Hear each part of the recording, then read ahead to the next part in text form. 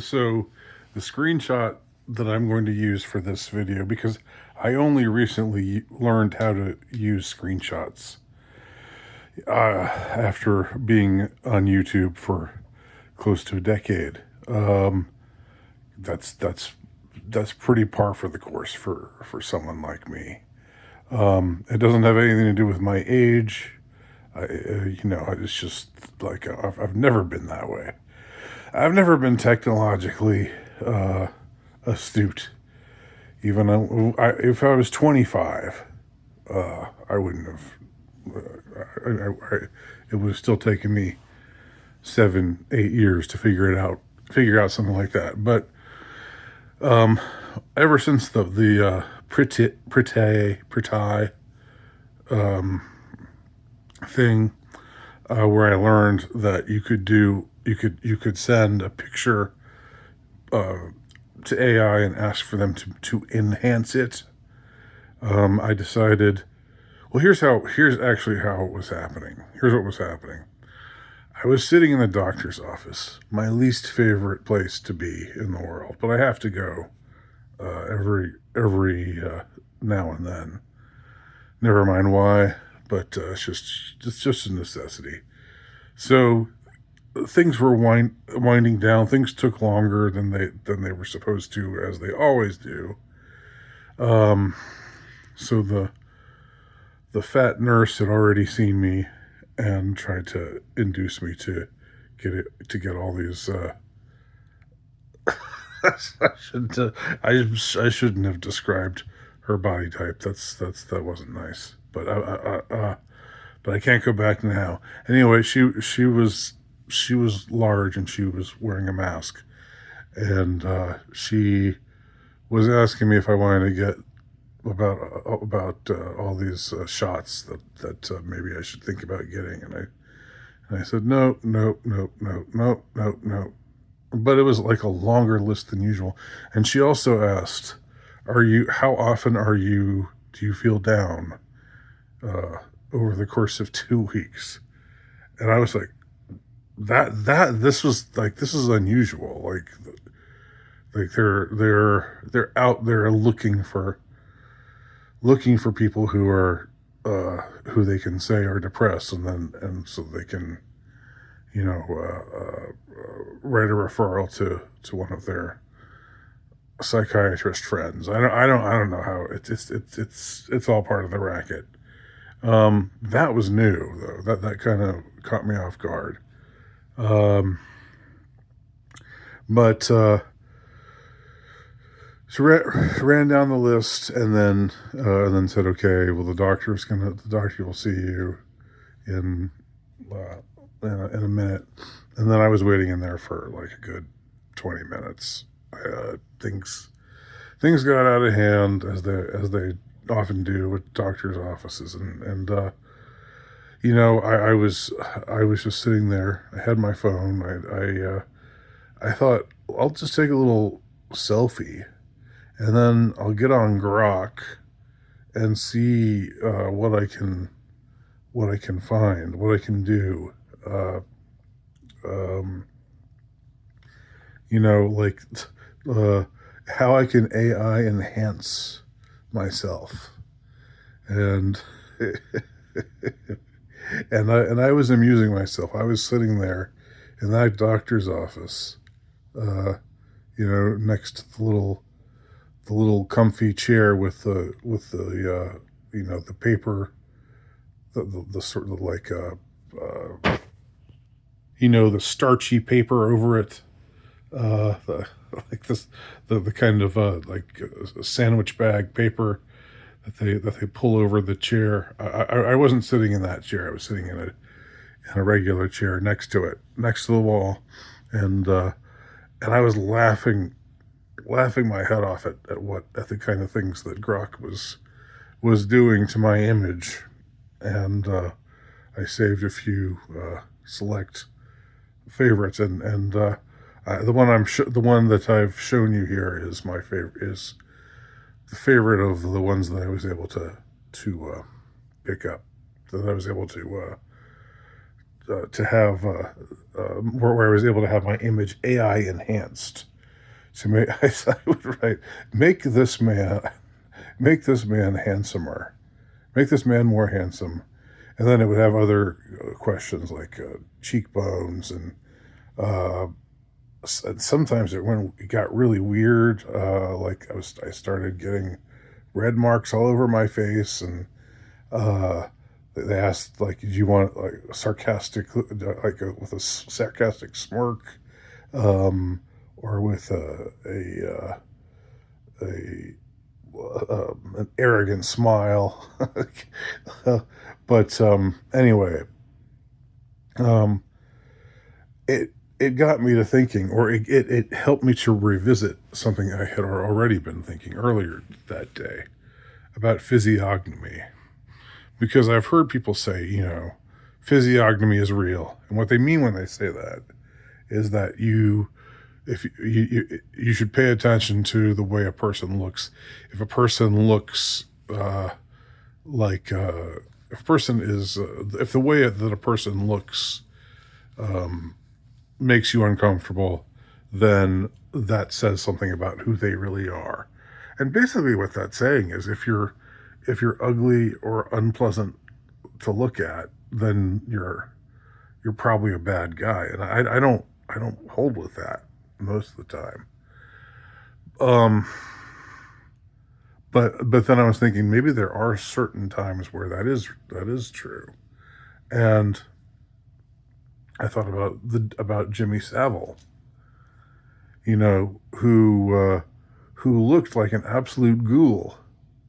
I wasn't aware of him because I'm not from the UK, but I know I have people out there who watch my videos who were raised in the UK and probably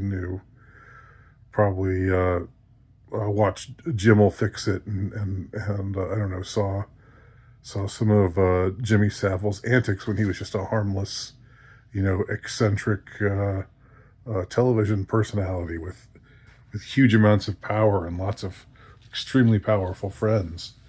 Just before he died, and we found out, what he was really like.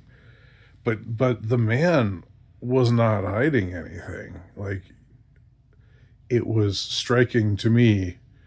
It's striking in retrospect that nobody looked at him and thought, this guy's a creep. Look at him. Look at him. Why does he look like that? Um, you know, like, what is going on? Um, why do we think he's so charming and and so forth? He's like the things that he's saying here. They're really off-putting. They're not. It's not really that funny. It's quite. He would let things slide. He would say off-color things about kids, or he would say things that would at least make you scratch your head if you were thinking about it. But people didn't think about it, and they just thought, well, he's just a good guy, and he does all this stuff for charity. Um, and I have to admit, by the way, another little side note. I saw the Bone Temple. I saw 28 years later the Bone Temple, even though I'm not, and I repeat, not a zombie movie fan. I'm not, and I think I saw the first of the 28 movies. 28 days later, 28 weeks later, 28 years later. Now this was 28 years later. The Bone Temple. I think it's the fourth in the series, um, and uh, and what interested me, what made me want to go see it, was that when I heard that there was this gang in it of people who dressed up like Jimmy Savile, who wore blonde wigs and tracksuits, and they were the Jimmies. I didn't know anything more about it than that. I just knew that they were human. They weren't zombies, and I guess they killed zombies. I guess maybe I thought they might be good guys. When I saw the movie, that clearly wasn't the case. They're this dangerous gang, and the leader of the gang is a psychopath.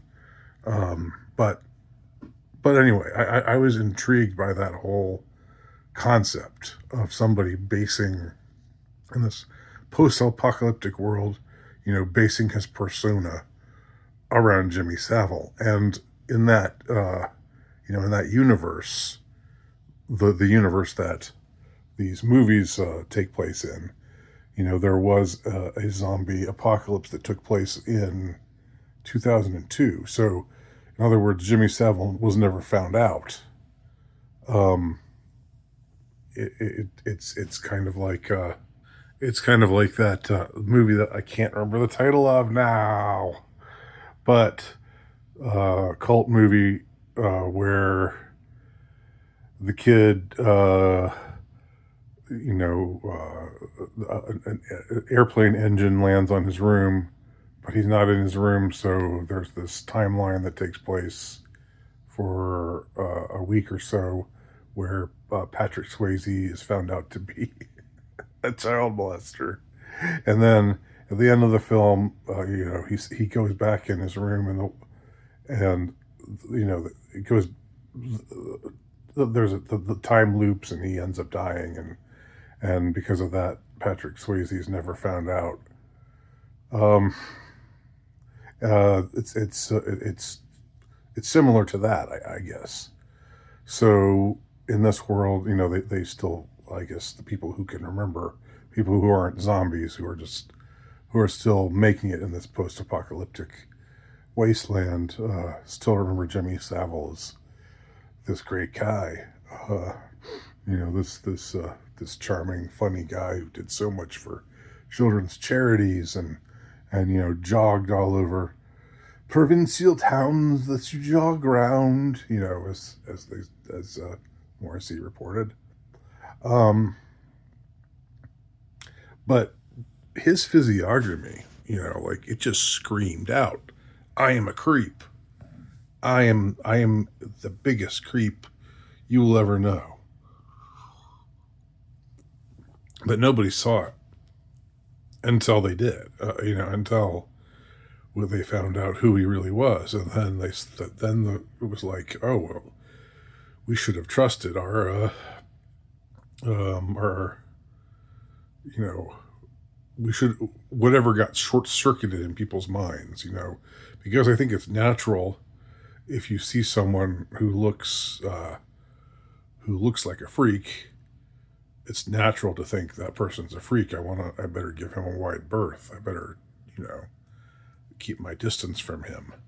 But for whatever reason with Jimmy Savile, that because you were raised with him and he was this beloved figure, and you just sort of learned to ignore the how looking at him ought to make you feel.